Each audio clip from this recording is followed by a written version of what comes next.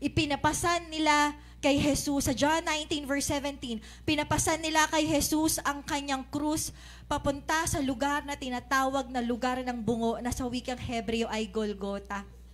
Nakakatuwa, no? Kasi sabi doon sa Old Testament, sila Moises umakyat ng burol.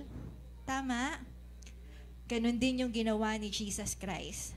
Umakyat din siya sa burol. At hindi lang basta pag-akyat yung ginawa nila, kagaya ni Moses, umakyat siya ng may pasan-pasan na krus. Umakyat siya na warak yung likod niya. Umakyat siya na may koronang tinik sa ulo niya. Umakyat siya na binugbog siya, dinuraan. Umakyat siya na sugatan ang buong katawan niya. Para saan?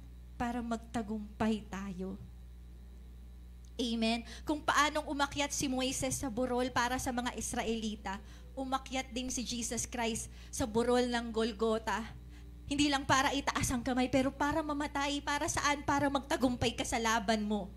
Yung mga laban mo kanina na feeling mo natatalo ka, umakyat si Jesus Christ sa bundok ng Golgotha para maipanalo mo yan. Amen. Tingnan po natin yung mga kasunod pa na talata. Ano sabi dito? Exodus 17:11, habang nakataas ang kamay ni Moises, nananalo ang mga Israelita. Matthew 27:35, pinako nila si Jesus sa krus.